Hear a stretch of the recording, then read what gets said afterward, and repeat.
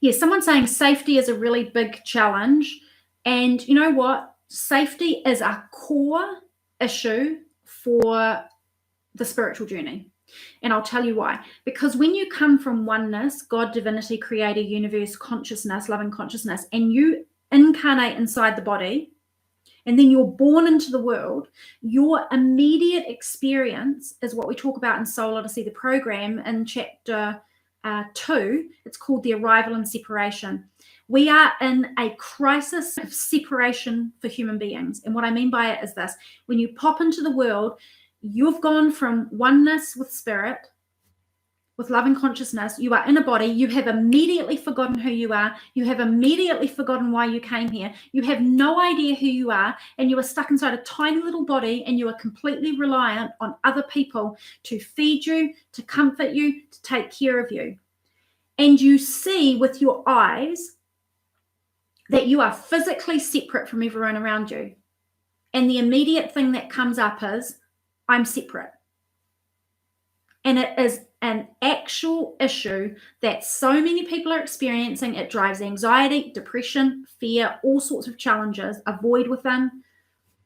And people are constantly seeking throughout their entire life to fill the void inside. Shopping, addictions, TV, entertainment, possessions, career, rewards, recognition, anything they can get, relationships, fill me up, because they are feeling the sense of separation. And what they are thirsty for and longing for is a sense of connection back, to feel one with their soul and with that to which they belong. Whether you call that God, creator, divinity, universe, whatever it might be, loving life force, energy, higher consciousness. That is who you are at your source. That is who you still are now. And that is actually where your soul still resides, even though part of it is poured into your body. But if you don't know that, you experience what's called this separation, and it will drive you bananas for your whole life. When I didn't realize this, I lived with anxiety my whole life. And I remember having anxiety at 4 years old and thinking something's not right about this, and feeling unsafe and isolated. And I was in a loving family. But part of me was like, honey, I'm 4 years old and I already know something's not right here. Someone's not telling me the full story. And experiencing the separation. And it wasn't until in my early 30s when I had a spiritual awakening and I experienced a very immense and powerful connection to the unseen that I felt connected again and not separate. And it almost instantly started to heal that anxiety issue. And so that lack of safety, like good luck feeling safe in the world. And what I mean by it is this: you're a tiny little human body, fragile, right? This is fragile to a certain degree, this human meat costume thing. You're on this gigantic planet, this rock hurtling through space with 7 billion other people who, some of them are quite unstable. And a lot of people are very on about their own thing. And you're like trying to navigate out in the world, and you're trying to be good and safe and supported and be successful. And it's like all very confusing. No wonder you don't feel safe. Your sense of safety is really as in very rarely will you feel safe based on your physical body and your mind.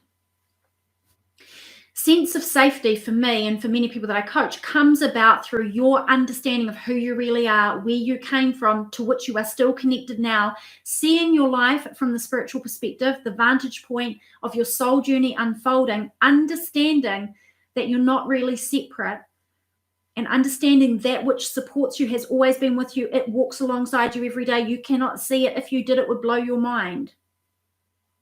But that safety issue is massive. It is the symptom of the separation. And the separation is the symptom of being asleep, that you're only human, and not understanding the greater picture of who you really are, why you're here, who am I, why am I here, what's going on, and actually being able to see it in the events of your life.